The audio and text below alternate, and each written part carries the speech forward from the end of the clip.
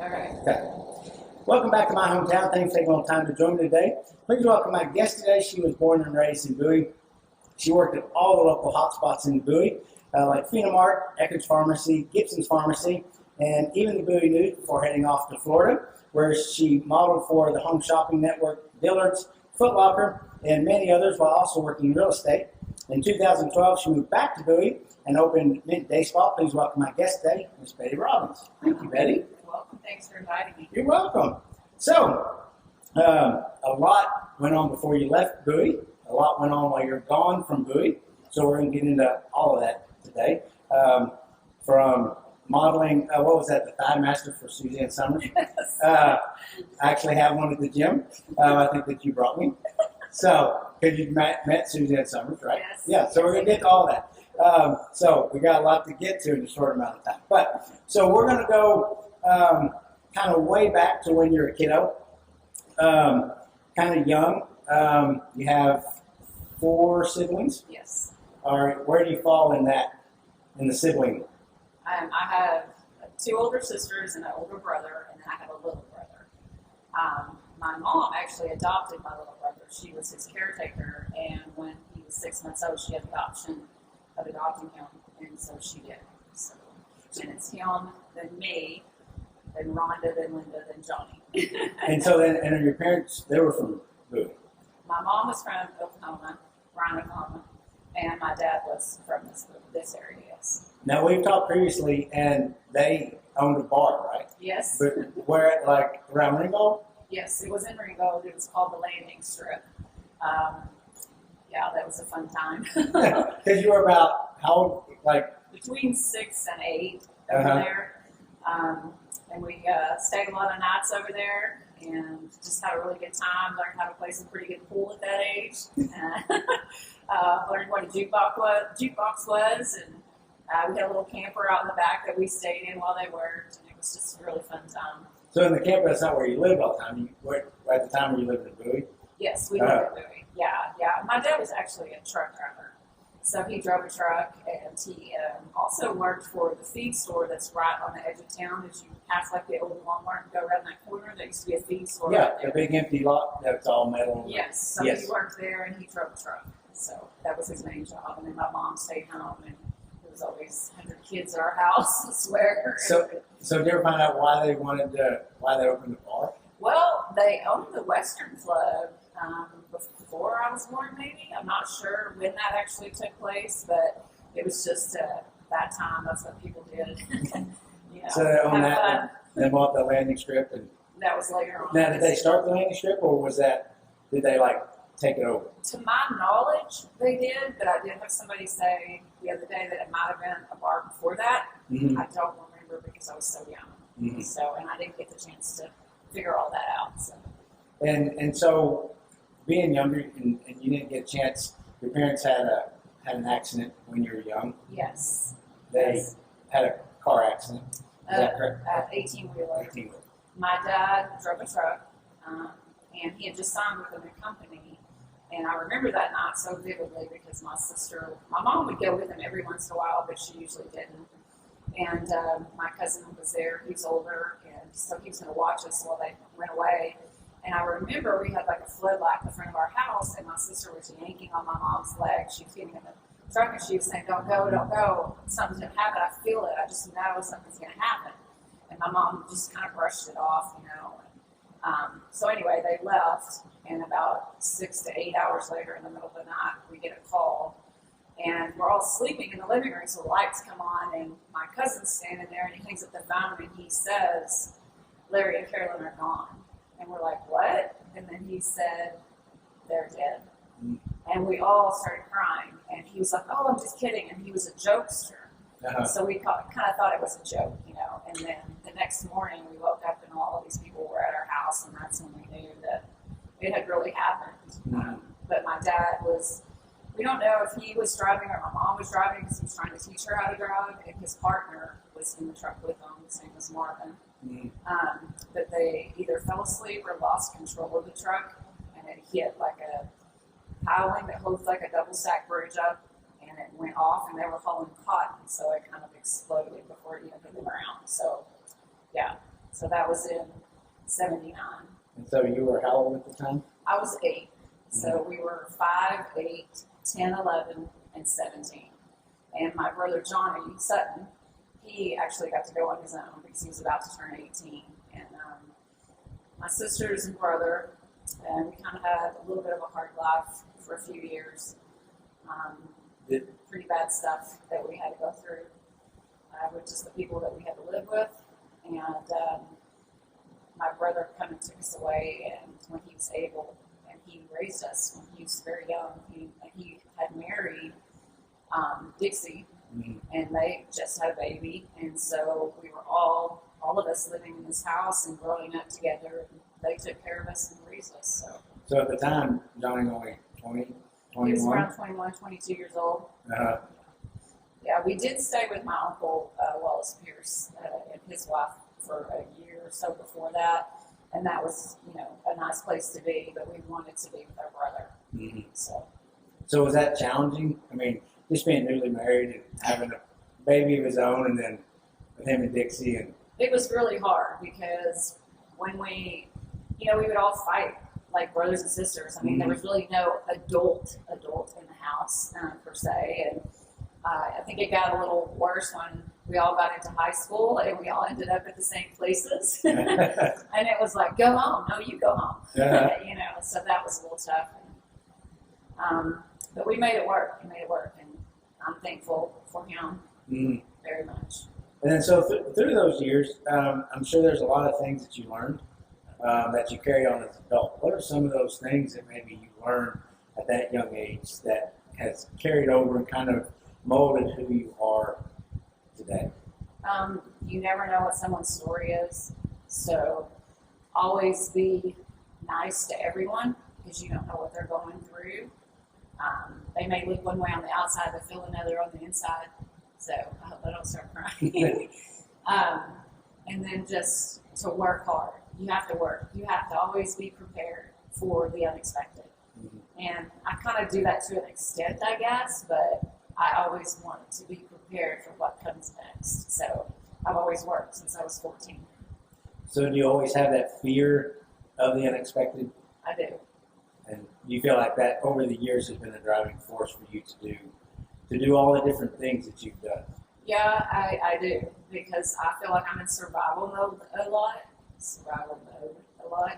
I have several different certifications, I just wanted to be able to always have something of my own stuff, my own money, my own things. So I've just strived to be able to do that, whether it be, with real estate or waiting tables or working at just whatever I had to do, I was going to do it. And that's kind of why I don't sit home right now, because I need to work.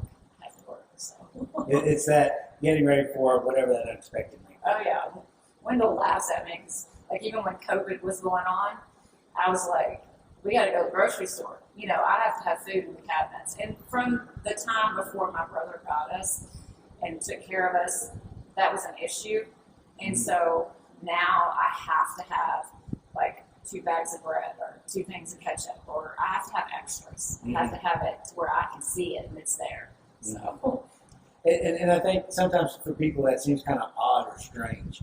But in those years that you were in those homes that maybe weren't the best, those are some years that there's some real impressionable years that those things, and I don't think we fully realize that they last with us for a lifetime. Oh yeah, my mom was a wonderful mother, and she cooked constantly. There was always food around. Our house was spotless. So even at a young age, those people that we were with, they weren't about any of that, and my sister was always cooking and cleaning, and we were responsible to do the dishes, whatever we had to do.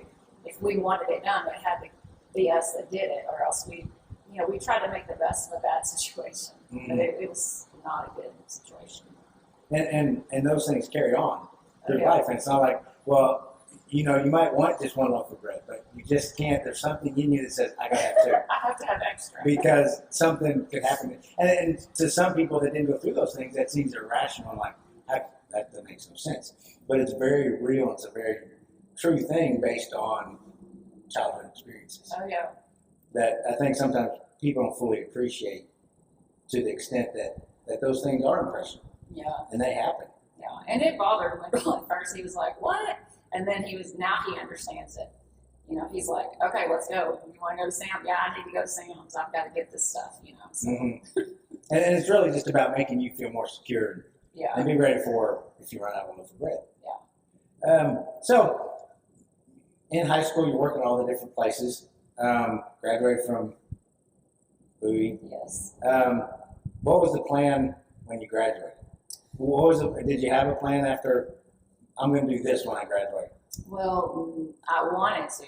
I mean, basketball was my love. I loved basketball. I started varsity once I became a sophomore, and I just wanted to be a coach, wanted to be a teacher. That's what I was going to do. But I really wanted to be a coach, not really teach, you know. But anyways, that's what I wanted to do. But I had my first child at 18, so everything kind of got put on hold. I did go to college for a little while, but I wasn't able to finish because I had to work again, you know, the work and the kid and trying to survive basically as a single parent. And so my plan got put on, you know, the back end, and that's when I did the jobs that you mentioned before, you know, and just kind of went through the Bowie staples and did what I could. And then I decided that I was going to go to college in Denton and try to go some more. So I moved to Denton, and I was working at like Gold's Gym. So how old were you at that time when you moved to Denton? 21, 22. So you were 3 or 4 at the time? Yes. Yeah. So I did that, and then at the age of 24, I was going to go to Florida, and so we moved to Florida. And Florida. I wanted to get out of here because there was just so much that I was trying to run from. And so I wanted to just start fresh and start new and just make something of myself, you know, and prove to myself that you can do this, just go and do it. And so I did. I left and had just what I had, and, you know, had to find a job when I got there, didn't know anybody, and yeah. So you just went and showed up in Florida. And so what did your siblings say? What did your brother say when you wanted to? They weren't happy with me leaving because they all live here, with the exception of my little brother. He lives in Justin now, but at the time they all lived here, and we're very close. And so, you know, but they're always like, "Well, we knew you'd leave someday. Like, you don't belong in Bowie," you know. But when I just, you know, decided to go. And it's funny because my first job actually there was at Dillard's in kids' shoes. Because I was desperate to get the job, but I was going to get a job no matter what. So, and then they moved me to cosmetics, and one of the girls that worked for Lancome, because I worked for Bobby Brown and Clinique as a makeup artist, and she was the fashion coordinator for Home Shopping Network. She kept asking me to come out there, and I was like, no. Because when I first left here, I didn't talk as much as I'm probably talking right now. You were more quiet, more reserved? Yeah, more quiet, more reserved. And so finally went, and they put these little outfit on me, and I was like, this is huge. They pin it all in the back, which you don't know that, but it's all pinned up, and there's 3 cameras in front of you, and at the time I didn't understand you were supposed to, you know, look at each light as it's turned. You got to see it out the side of your eye or whatever. So I just kind of stood there and smiled, and they're like, turn, and I'm like, what? You know, so it was a learning experience. But I got hired, and then it just took off from there. So that was for the Home Shopping Network. That was for Home Shopping Network. So then, how does that process? They hire you, then did you keep working at Dillard's, or? I did for a time, but I was considered a universal model. So you did fashion, fitness, and jewelry, but mostly fashion, and that was at nighttime because California was a big seller, and they were based out of St. Pete. HSN was. And so we would go in anywhere from 10 at night and work until 10 in the morning, but you had a 5 to 6 hour block. So I would work overnight, and then I would try to catch a couple hours of sleep, and then I'd go to work at Dillard's. So once that got really busy and I started doing other modeling work, I ended up quitting. And so I just moved on from there. And then Dillard's ended up being one of my biggest clients, which was so funny. But So with the Home Shopping Network, is that live? Yes, it is live. So you're modeling, whether it's jewelry or fashion or fitness, live? Yes. Yeah, and jewelry is really hard because you have to stay in the camera, and you tend to do this when they're telling you to be still. So just weaving back and forth. But and not ever having a modeling career. No, never did. Never ever even thought about that. And so did they just tell you what to do, and you just kind of fell into it, or was it a learning curve of Then saying, do I just really kind of fell into it, but the learning part of it came when you had to be able to use your peripheral vision and see the lights on the cameras and turn and, do the walking and all of that. So you just kind of go out on set and watch the other girls and pick it up really easily. So, yeah. And then how long did you work for a home shopping? I think it was about 6 years I did, and then I just got sick of the not working the nights, because most of it was at night. They did have private vendors that you would get picked up from every once in a while, and that would be like 5-6 shows a day, so you'd be there all day long, but even that was just so tiring, I wanted a regular life, so that's when I just did contract work with Alexa Modeling Talent, and I got into real estate. So then when you did contract work, then what kind of modeling did you do then? I did a lot of runway, a lot of stuff for local places in Tampa. I did some work in New York, went back and forth. I also worked for a company called Bravo Media when I was in New York. I did automotive marketing. And then I did some catalogs in print. Most of that for Dillard's and Bell's and Lake Foot Locker. And I had my landlord come home one day because I lived in a garage apartment behind him, and he said, "My wife and I saw a poster of you in Dillard's," and I was like, "Nah." This was the first time that I had done it, and he's like, "No, I'm serious." And I went there, and it was there in the Preston York department, and I'm like, "Do you have an extra?" Because I really wanted to take that home. So like a whole poster, big. Yeah, I have it at the house because I took it home, and I'm like, "I'm not keeping this forever."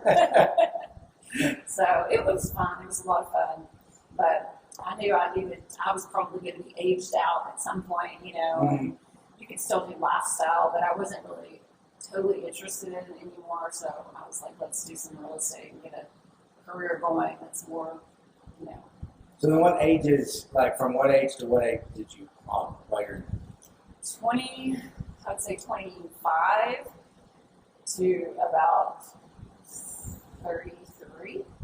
And I did a little bit of lifestyle stuff after that, but it was sporadic, and I didn't really consider that still doing the career. It was just kind of Dillard's would call me here and there, and I would do stuff for them. And so then did you get into real estate, selling real estate while you were still modeling? Yeah, I did. And so because you didn't do any real estate in Bowie, go to modeling. Yeah. How did you get into, did somebody say, hey, real estate, you can make some money at that, or? Yeah, some of my friends were doing it, and at the time I was trying to decide if I wanted to go to nursing school or if I wanted to do real estate, and my one friend's father was a doctor, and they talked me out of nursing. They're like, "No, you're not the kind of person that we think would be able to do all of that," and they were probably right. And so I just went to real estate school and completed that, and just was on my way. The first year out, it was just record numbers. Real estate in Tampa is crazy. And it was building at the time. And I had been there long enough to know the areas and know where to go to get the deals or where to go to get the fine homes. And so it was easy, it became easy to me. And I loved it. I built a huge business over the 13 years that I did it. And it was hard to walk away from and come back home, but things change, and so I came home. And so during that time, so your daughter grows up your oldest daughter grows up in Florida. Yes, she graduated. So she graduated from Florida. From Plant High School. So where did she go to college after that? Yes, she went to college in Tampa at Hillsborough Community College. And she only went for a couple of years, and then she got out and went to medical tech assistant school and did that instead. She just said college wasn't for her. And the day she graduated, I was doing her makeup in the hospital having my daughter Ziva. So she had to come to my hospital room. So they're 18 years apart. Yeah, so that was a big swing there. And so then so Ziva was born. Yes. And how much longer were you still in Florida after Ziva was born? 6 years. She was born in 2006, and then I moved back in 2012. And she went to Carlton Academy there, which is a really awesome school to get you prepped for regular school. And then she went to Ballast Point Elementary for her kindergarten year, which is an amazing school. Mm. So it was hard to leave that as well. But we're happy. We're happy So- being here. So what was the deciding factor to come back to Bowie after being on 18 years and really having a lot of success in Florida? Being around my brothers and sisters and their families. I mean, I really missed my family so much. And Ziba was getting older, and I just wanted to be here, and it was comfort for me to come back home. Mm. And so that's what I wanted. And I knew how to survive them, and I knew what I could do and what I was capable of, and I could do it anywhere. So I came home. And brought both girls with you? Yes. Well, Kenzie was already here. Okay. Yeah, Kenzie moved back before I did. She came back Mm-hmm. and stayed with her grandmother and her dad, kind of back and forth, but she was older at that time. Mm-hmm. And yeah, she just worked. And then I came back eventually. So then you come back, Z was 6. Yes. You come back to Bowie. Yes. So how did you and Wendell reconnect? Well, everybody was trying to fix me up with everybody, and I was like, leave me alone, and my friends and family had both said, hey, we know this great guy, and he's single, and we think that you guys want to get together. And I was like, okay, well, just give me his number, I'm going to call him. And they're like, what? You're going to call him? And I said, yeah, I'm going to call him. So I got the number and I called, and the store was closed, thank God, because if he would have picked up, I don't know what I would have done. I'd have been so embarrassed. But a couple of days later, I had actually started selling real estate, and I was building a business in Tampa, or in not Tampa, but Denton, Uh-huh. because it was a little more like Tampa, but not as fast-paced as far as the houses moving. But so he called me, and I was sitting at my desk eating my lunch, and it took me off guard, and I was like, can I call you back? I'm working on a presentation right now, Then you just eat lunch. Yes, it just startled me, and then I had called him back later, and we ended up our first date. He was having his first sleepover with one of his granddaughters, and so we went to church at Cowboy Church, and he went to Lighthouse, and we met up afterwards at Dairy Queen, and we had ice cream together, all 4 of us. And so, An old-fashioned day. yes, it was funny, and little did I know, ice cream's his favorite thing in the whole wide world. So we've been together ever since. Like, it was just, after that, it was just, that's it. Mm-hmm. Just knew that's. Yeah. And so then how long after that did you get married? You've been married, you went up and married for how We've long? been married for 10.5 years. That date was the middle of February. We got married March 22nd. It was very quick, but it just felt right. Mm-hmm. And I mean, we have so much in common as far as we love sports. We're both competitive, we just have a good time together.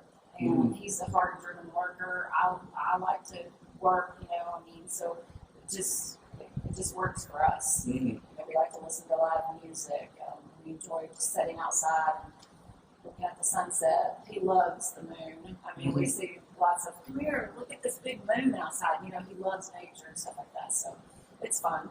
We have a good time together. And we love our grandkids, and we spend a lot of time with them. So when about this, you opened up Mint in 2012, Yes, and you got married in 2013. 2013. Yeah. So you opened before. Oh, no. Sorry. No, I opened right after we got married. Okay. Like maybe 4 months after we got married. The location that we're in right now is 2 buildings. Mhm. So I used to be in just the inside building, and it was me by myself, and then I had a massage therapist come, and we split time. Mhm. And then I had Chelsea come in, and she was wanting to do hair, and I told her I didn't have room. Well, then we acquired the clinic building, and that little house was in the front. And so Wendell suggested I move over there so I could have hairdressers, and so I moved over there. And then we outgrew that space, and this came back available downtown. And so he made both those buildings into one building, and I was able to expand. So we'll kind of back up a little bit, because what were you doing by yourself in baseball? Esthetician. So Esthetician. I did So- so anything so- with skin. When did you decide that, like, now I want to do, so when did you leave real estate, or you still did it, and decide I want to go be an esthetician? Well, once Wendell and I got married, he really didn't like me driving back and forth every day to Denton. And so I was like, well, real estate in Bowie doesn't move as much or as quickly as what I was used to, and I like to move.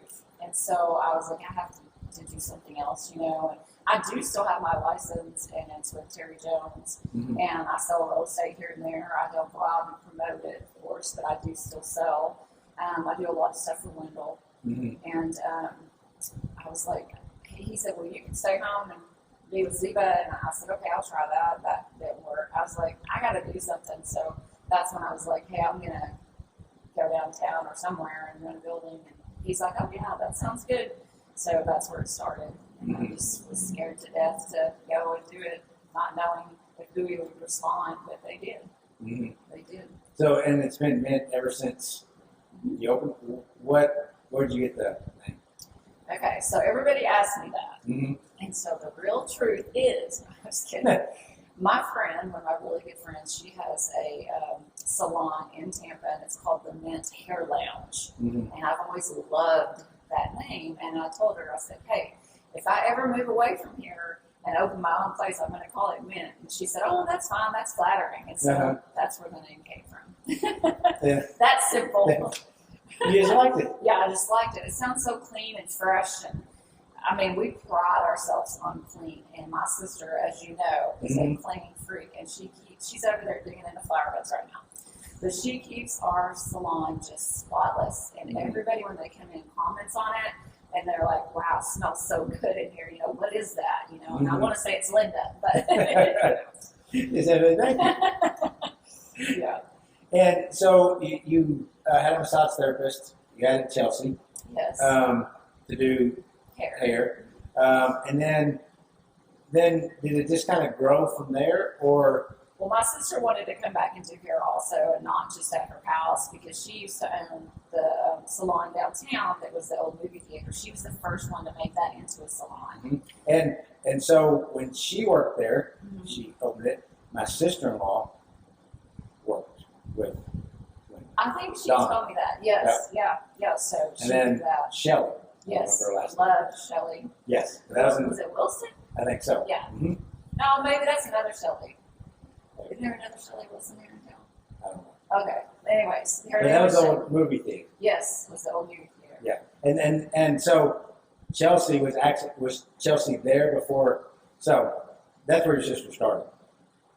Was that the original main attraction? Yes, right? she opened it as main attraction. Yes. Yes. Which main attraction's still around. Yes. Well, it's gone now. Oh, okay. It's completely shut down, but eventually, after a few years, Romana was working in Ringo, and she came and was business partners with my sister. And then when my sister was done working downtown, Romana took the whole thing over, and Linda went and did it at her house. And so she was tired of that and wanted to come back. And so I was like, hey, let's just, we'll do this, and you come up here. So Linda started there before Chelsea? They kind of started at the same time. Because when I had my personal training studio in the old movie theater, behind that salon, Chelsea was up front. Yeah. She was actually working at Cadillac's by the vet clinic when she came to work for me. So that's where she was whenever she came back and worked for me. So now you have Linda, your sister, Chelsea, and you have a massage therapist, and then you start thinking, well, this could start growing. Yeah, how many chairs can I get in here? So we did that, and I had my sister, I had Chelsea, I had Lisa. That has Lisa Shoeshead. She was working there for a while, and I had Kinsey. And then Lisa left, and I had Shelby come in, and then was that when Shelby came? And I had Diane Bellman. So we were crammed in there. And on the other side, it was already set up for like doctor's offices. So I had Tamara massaging in one. I had Madison doing nails in one. Plus, Dr. Josh Evans and his wife Michelle came and did Botox and filler there. And then I had myself in the back room. So we were busted at the seams. We needed to get out of there. And I had people coming to me wanting a job, and I had no place to put them. So when this came available, I was like, okay. I was nervous about the parking, but we worked that out to where we try to park across the street and leave the side parking for our clients. So that was my only fear. And it works. I mean, Yes, it does. there's plenty of Yeah. either they park across the street or they, But not in front of Angie's if you're listening. don't park in front of Yeah, Angie's. don't park in front of Angie's. That's for cupcake parking. That's right. Yes. So it's growing, and so now you offer what all you offer at Midday Oh, Spa. wow. So we have 9 stylists. Some of them have 30 plus years experience, all the way down to almost 2 years experience. Mhm. Some specialize in extensions, balayage, vivid colors, color corrections, and some of them just know it all. So we have a great variety of stylists there. I'm very honored to have the ones that I have there. They're so knowledgeable. And my niece was the last one that came in, and it's just there's so much knowledge that she can learn from them. And everybody I have such a good group. They work so good together as a team. Everybody's always willing to help you out. We laugh a lot, so it's a really fun environment. I mean, Chelsea, Lindsay. Mhm. So, I mean, we just have a really, really good time. And then I have Crystal's massage therapist, and she is just one of those people that loves to learn. So she also, we have a medical director, and she does Botox and fillers of all kinds, Mhm. Tattoo removal. She does cryotherapy. She does lipo laser, I don't remember the name of that machine, but a lot of fat loss stuff. Mhm. Did I say tattoo removal? Mhm. She does permanent cosmetics with like eyeliner, and she does the lips, and she does tattoo removal. I've said that 3 times. I'm trying to think. There's a lot of tattoos. I know, she does a lot. And I don't know. Because she's had a lot in the last several years, because originally it was just massage, but she's added all those just within the last few years, right? Yeah. She just we're like, where are you at? I'm in a class. I'm like, okay, like, go girl. She does a lot of it. And then we have Lakin, and she does eyelash extensions, brow laminations, brow lifts, brow tints. And then I do anything with skin as far as like chemical peels, tons of different kinds of facials, oxygen facials, laser hair removal, microdermabrasion, micro needling. Do all that, and then we have a nail tech as well. So, I mean, we have an IV company that comes in Mondays and Wednesdays, and they do IV therapy. They also do weight loss, so that's been really good. Mhm. I've tried always to bring things in that bring other people in so that we can continue to grow. Mhm. I recently had to turn away 3 new people because I just don't have room again, and I'm like, whenever I can build onto this, But it's so, it gives me so much pride to know that I have a salon like this and spa in Bowie, Mhm. that people come in and they're like, wow, this is in Bowie, Texas, Mhm. and the fact that we have medical people involved, and that I'm able to get cosmeceutical products because of that fact. So we have wonderful skincares and sunscreens And say that word again, because I'm not going to say it. cosmeceuticals. So what are those? Cosmeceutical products are medical grade products, so the ingredients are a lot stronger than what you could get without a doctor's signature. Mhm. So, yeah, it's not anything you could buy at like a drugstore or anything like that. You couldn't get it. Mhm. Yeah. And then I try to bring in other lines too, like for the body and different shampoos and conditioners, just whatever we can do to get people to come in, Mhm. get them through the door, and then they see the place and they love the place, and then they become clients. And all of our clients are so wonderful, and they say, this is such a inviting place, because we're always just in there laughing and talking, and you need a Coke, you need some water, whatever. And Mhm. we try to help out anybody that comes in that's in need. My sister Linda is probably the top person on that. I don't know how many free haircuts she does every week. I probably should be saying that online, but she has the best heart of anybody I've ever met in my life. I mean, she's like my mom, and so she's my dependable one. You think that's definitely helped make the spa more successful by having that wide variety and always bringing something new and adding different things to keep it kind of fresh? Oh, yeah. And my girls, Chelsea, Diane, Sydney, Rachel, Jade, Lindsay, Kennedy, am I leaving anybody out? Just everybody there has something that they know that they are a perfectionist at, like whether it's colors or highlights or balayage or extensions, whatever, corrections. They're just so good. And Chelsea is the best at helping every single person in there. She's an amazing, amazing stylist. She has so much I don't know if she'll ever reach her full potential. She can do anything, I swear. Decorate, do hair, whatever it is, she can do it. And then Linda, she's just always taking care of everybody in there and just keeping it sparkly clean and holding it together, so. What do you think over the last 10 years have been some of the biggest challenges that you've experienced having a business in Bowie? I've made some mistakes in hiring because I'm willing to give everybody a chance, even though people come to you and they say, oh, blah, blah, blah, and nah.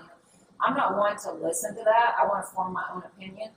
And everybody has a past. We all have a past. So I've hired some people that have gotten to me. But, I've had this conversation with Wendell, and he's like, doesn't mean you're going to stop helping people. You're going to still help people. And I will. I've bought their color and their blow dryers. I gave them free rent. I've done whatever I could to help them to get them started. And next thing you know, they're gone. So that's been a challenge, and you get a little bitter at times because you're like, do I really want to invest in another person? But you just have to. You just have to keep going. So that's been a challenge, and that's about it. As far as like clientele, we've always done well. We've done really well. There are days that, we might have a new person, like Kennedy's new right now, she's building. Most everybody in there already has their business, but she's building and, the phone won't ring. But then there's days that the phone rings off the wall and we can't take care of everybody. So it's like, hey, you're trying to round people up. Please just take this one haircut. That to me is stressful because I'm trying to get you leads. I've got all these leads, so I want you to take them. Once you tell somebody no, they're going to go somewhere else and they're not going to come back. If they do, it might be 6 months from now, Sometimes you just get that one shot, and that's sometimes it for a while. Yeah, I have gotten aggravated before and pulled the walk-in welcome sign up out of the front and told them I'm never putting it out there again. Because I hate when people come in and they're like, we're 3 deep, we can't do another person. So I'm like, okay, when y'all need this sign, it's going to be in the back. Because you want to be able to service those clients. Yeah. And help them. And I don't like turning people away. It's like they made an effort to come to your business to get a service. Let's fulfill that. So that's just been, again, we can't expand. I made a spot for Kennedy. I really only had 8 stations, but we had to make a 9th one because she's family and she's a good stylist, so I wanted to keep her there. So with so many, there's so many stylists and cosmetologists in town. Yeah.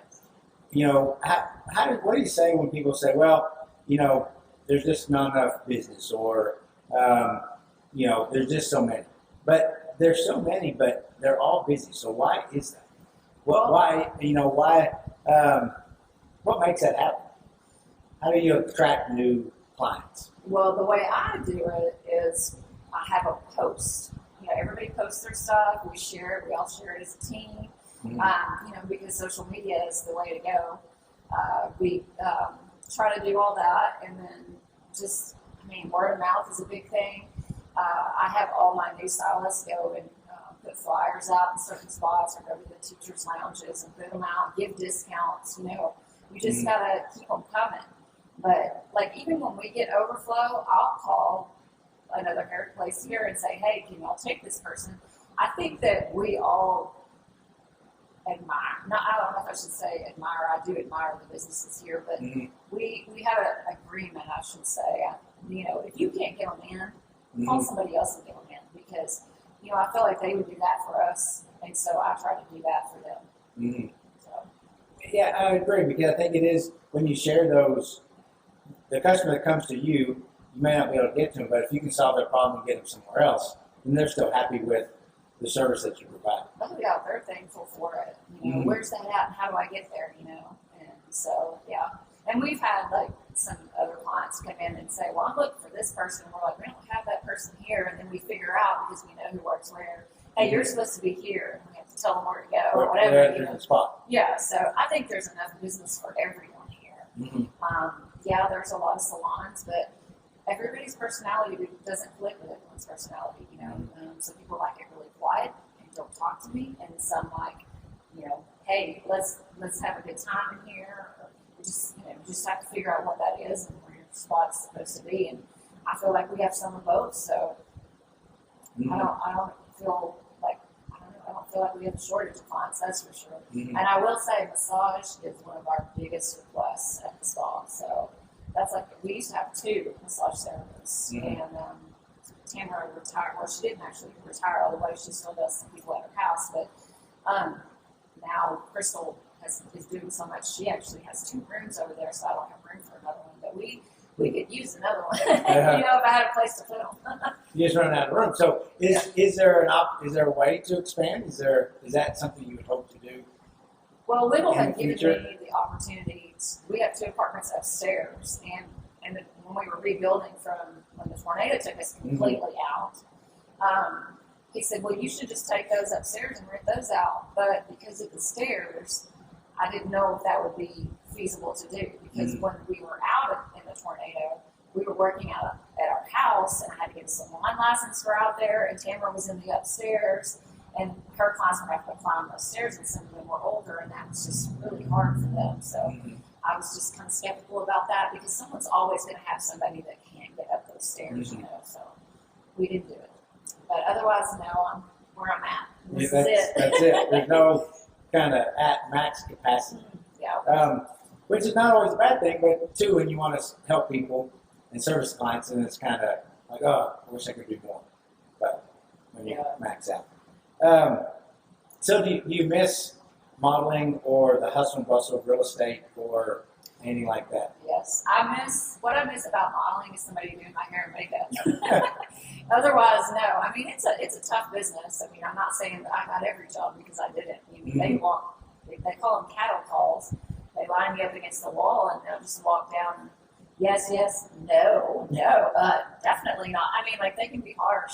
So I don't miss that part of it, but I do miss the travel and just, being able to get your hair and makeup and stuff done, and they just make you look so good, But I do miss real estate, because the hustle and bustle was amazing for me. I mean, I love to be anything fast paced, and you met so many new people, and plus the offices there were full of agents, so you had just diversity, and learned so much about so many different people, and every day was different, new, and it was a lot of fun. I loved it.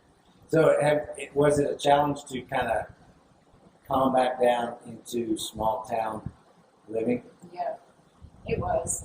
But the good thing is, Wendell has to go out of town probably 2 days a week to get supplies for building and stuff like that. So I go with him a lot, and I used to a lot more before I got busier. But we try to go out of town and do stuff, and now I'm more used to it, so it doesn't bother me. I'm like, I just want to be home. I told him that the other day. I'm like, my favorite place is just sitting on the couch watching TV. I just want to be here all the time. But it took a little bit to get used to. And so, being gone and experiencing, a different life, because that's definitely a different life than Bowie, Texas. Yeah.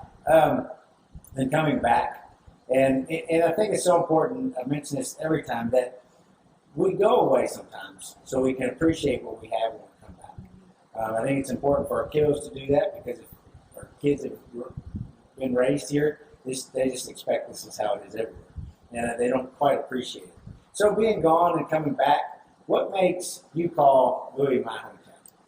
Just the comfort of it. I mean, I loved knowing almost everyone, that I see. I know out of 5 people, I probably know 3 that I see on a daily basis. And I feel comfortable at night in my home. I don't feel like, I watch too much Snapped and serial killer stuff, but I just love it. And if you need something, you can call somebody. I have family to call here. If they need something, they can call on us. The kids are all here, and it's just nice to just feel just so secure. as opposed to being out there by myself. You know, it was me and Ziba, Mhm. and you know, I mean, I didn't feel as like I always felt like I had to be on, like you know, like Mhm. you got to be with this group of people, or you got to be with that group of people, and here it's just like everybody's the same to me. So, Mhm. This is who I am, no matter where I'm at. yeah, and I've been told I probably shouldn't say this, but I've been told by several people that they'll talk to some of the stylists and they'll say, "Your voice scares me," or Your "She voice? scares me," and I'm like, "Why do I scare you?" I'm like, they don't even know me. That goes back to getting to know somebody. Yes, exactly. I'm like, you know, why would you be scared of me? Because I feel like I'm the nicest person and I'm very approachable and I'll probably do anything for you that you needed, you know, so don't be scared to come talk to me. Talk to me before you get to know me, before Exactly. you say yes. Yeah. Yeah. You know, we have people in the gym that all the time, they look real serious because they have a serious face on. And you're scared to approach them, but then when you talk to them, they're just the nicest people. They just have their scary look on. I don't know what it is. But I think it's intimidating sometimes, and I think people can be intimidating, and we don't mean to be. No. It's just, I think it's just other people's perception. We think, well, you just know yourself, and like, I'm not scary. Yeah. I'm not mean. Yeah, they're like, she has a mean look on her face. I'm like, I don't know. Sometimes I That's don't just smile. It's just me. I don't mean to be. And I think that's really important, that we should get to know, especially in our small community, we should get to know somebody before we pass a judgment on just because they didn't smile or they don't smile or they have a harsh voice. Or I think we should get to, because like you said, everybody has a story. And we don't know why they might need to have extra groceries in the house. Exactly. We might not know why they need to have 3 jobs. We may not know those things. Yeah. But sometimes if we ask and we find out, we can understand. And so that's the reason for my hometown, is because people might know you as Betty Robbins, owner of Mint Baseball, but they don't know your life. They don't know the trials you've been through, the successes you've had, what you've come through, why you've done what you've done. And all those things add up to make you the successful person you are in our community. Yeah. And I think everybody should, and it just helps us know who we're doing business with. Yeah. And because we do business with people we like, know, and trust. And when we know that story, and we've heard over and over and over again from people that listen that, oh, I didn't know that person. I just thought I got to know them. And then we know them in a whole different light. Just like, you know, when you get to know somebody, you fall in love. They look way different than when you first met them. Yeah. Because you know their heart. Yeah. And it changes their appearance. Yeah. So thank you for being on today and sharing your story. You didn't overshare. You were about oversharing and talking too much. You did great. But thank you for joining me today. And thank you for just sharing your journey and your trials and your successes and the reason you love Bowie and coming back to Bowie. Yeah. Because it is a great place. It is. It really is. And I hear people say that all the time. It's Bowie and blah. I'm like, you have to just look at Bowie for what it is and enjoy what they have here, you know. And Mm-hmm. I think it's great. Mm-hmm. You know, I'm not saying I wouldn't love a few more restaurants, Right. but we're growing, and everybody, you know, seems to be getting on board with that now, and I think that's a great thing. And Mm-hmm. you know, and just the construction is still going on here, so something's happening. Mm-hmm. It is growing, and people, I think, need to change from, oh, this is Bowie, and like, to excitement, oh, this is Bowie.